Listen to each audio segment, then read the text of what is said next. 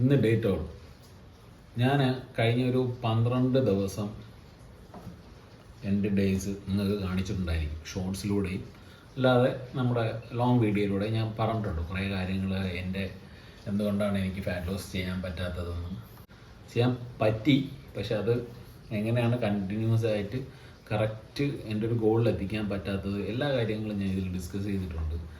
So ഞാനൊരു ഫുള്ളൊരു review ആയിട്ട് വരെയാണ് ഈ ഒരു വീഡിയോ. പക്ഷേ എൻ്റെ ഡേ 1 തൊട്ട് ഡേ 12 വരെ ഇന്ന് വരെയുള്ള റിവ്യൂ ഞാൻ ഇടുകയാണ്.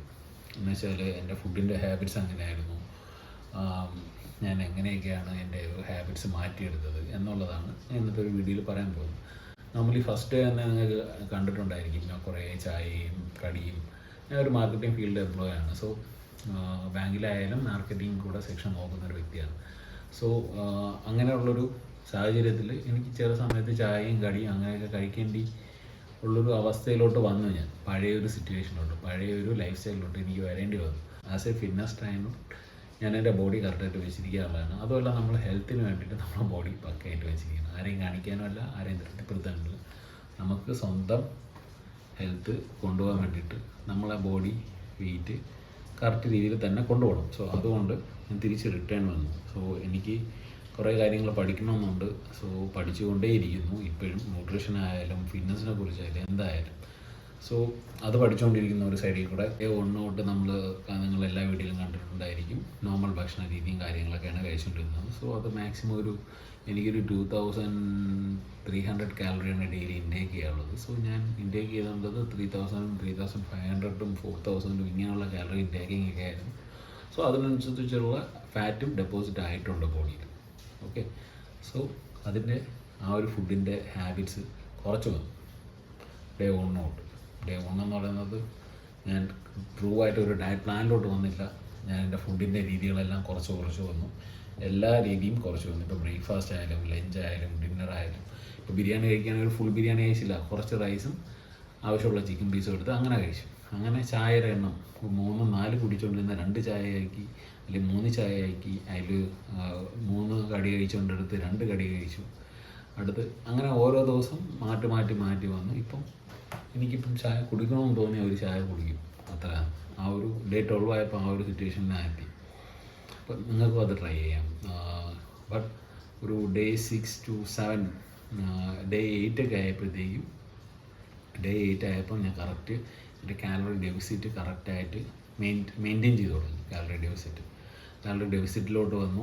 കാലറി ഡെഫിസിറ്റ് കറക്റ്റായിട്ട് നോർമൽ ഫുഡ് തന്നെ കഴിച്ച് കാലറി ഡെഫിസിറ്റിലാക്കി അതിനെ ട്രാക്കിൽ കൊണ്ടുവന്നു. ഇപ്പം ഒരു 60-40, 60-30 ആ രീതിയിൽ എൻ്റെ ഒരു ഫുഡ് ഹാബിറ്റ് കൊണ്ടുവന്നു. 60% 40 അല്ലെങ്കിൽ 70% ഡയറ്റും ബാക്കിയുള്ളത് നോൺ ഡയറ്റായിട്ടുള്ള ഫുഡും കഴിച്ച് കാലറി അതിൻ്റെ അകത്ത് ഇൻടേക്ക് ചെയ്ത് നിർത്തിയിരിക്കുകയാണ്. സോ എന്നാലും മാക്സിമം ഞാൻ 80% ഡയറ്റ് വരെയൊക്കെ എത്തിക്കഴിഞ്ഞു എന്നാണ് എൻ്റെ ഒരു വിശ്വാസം. ഇനിയൊരു 20% മാത്രം എനിക്ക് സെറ്റാക്കിയാൽ മതി. ചെറിയ രീതിയിലുള്ള വാക്കിങ്ങും ചെറിയ രീതിയിലുള്ള ജോഗിങ്ങും സ്റ്റാർട്ട് ചെയ്തു.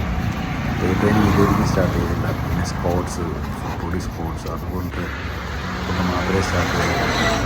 മസിൽ ഇമ്പോർട്ടൻ്റ് ആണ്. വെയിറ്റ് ട്രെയിനിങ് എല്ലാവരും സ്റ്റാർട്ട് ചെയ്തു.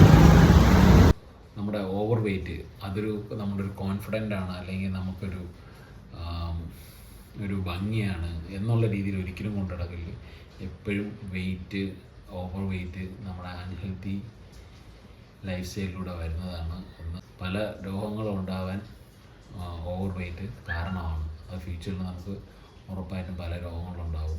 So reduce your weight reduce ചെയ്താലേ നിങ്ങളുടെ ഓവറോൾ ഹെൽത്ത് നന്നായിരിക്കും. ഒരു കാര്യം. രണ്ടാമത്, നിങ്ങൾ സ്പോട്ട് റിഡക്ഷൻ ഒന്നും നോക്കല്. സ്പോട്ട് റിഡക്ഷൻ എന്നൊരു സംഭവമില്ല, ആരും കണ്ടുപിടിച്ചിട്ടുമില്ല അങ്ങനൊരു സംഭവം. അതൊക്കെ കള്ളന്മാർ പറഞ്ഞ് നടക്കുന്ന കുറേ കാര്യങ്ങളാണ്. സ്പോട്ട് റിഡക്ഷൻ എന്ന സംഭവമില്ല. നിങ്ങൾ നല്ലോണം ഒരു നല്ല രീതിയിലൊരു കാലറി ഡെഫിസിറ്റ് ആയിട്ടുള്ള ഡയറ്റ് പ്ലാൻ സെറ്റ് ചെയ്യുക. ഡയറ്റ് പ്ലാൻ എന്ന് പറയുമ്പോൾ ഒരു ഡയറ്റ് സെറ്റ് ചെയ്യുമ്പോഴത്തേക്ക് അതിൽ മാക്രോസ് എല്ലാം കാണണം, മൈക്രോസ് എല്ലാം കാണണം. സോ മൈക്രോസ് നോർമലി നമ്മളെല്ലാ ഫുഡ് കഴിക്കുമ്പോഴത്തേക്കും മിനിമം ഒരു ക്വാളിറ്റി ഫുഡ് കഴിക്കുമ്പോൾ അതൊന്ന് കിട്ടിക്കോളും. മൈക്രോസ് സ്പൈസസ് ഇതെല്ലാം കഴിക്കുമ്പോൾ മൈക്രോ ന്യൂട്രിയൻസ് നമുക്ക് കിട്ടും. മാക്രോ ന്യൂട്രിയൻസ് കറക്റ്റായിട്ട് ഒരു മിനിമം ക്വാണ്ടിറ്റിയിൽ തന്നെ കഴിക്കാൻ ശ്രമിക്കുക. അല്ല, ഞാൻ പഠിക്കുന്ന എല്ലാ കാര്യങ്ങളും ഞാൻ ഇതിൽ ഡിസ്കസ് ചെയ്ത് തന്നെ പോകും. നിങ്ങൾക്ക് എൻ്റെ ഈ ഒരു ജേണി ഇഷ്ടപ്പെട്ടിട്ടുണ്ടെങ്കിൽ നിങ്ങൾക്ക് തീർച്ചയായിട്ടും ജോയിൻ ചെയ്യാം. നിങ്ങൾക്ക് വളരെ ഉപകാരപ്പെടും. ഞാൻ ഷോർട്സായിട്ട് പല പല കാര്യങ്ങളും ഷോർട്സ് വീഡിയോയിലൂടെ ഇടുന്നുണ്ട് ഡെയിലി. ഇൻസ്റ്റാഗ്രാമിലും അതുപോലെ തന്നെയാണ്. സോ നിങ്ങൾക്കിത് ഉറപ്പായിട്ടും ഫോളോ ചെയ്ത് കഴിഞ്ഞ് കഴിഞ്ഞാൽ ഉറപ്പായിട്ടും നിങ്ങൾക്ക് നിങ്ങളുടെ ഓവർ വെയിറ്റ് കുറയ്ക്കാൻ പറ്റും.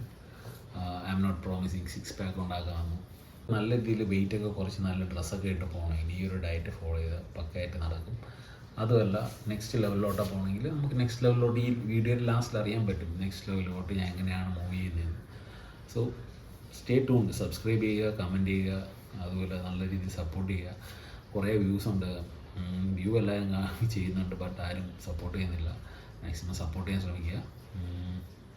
ഇത്രയേ ഉള്ളൂ. ബൈ.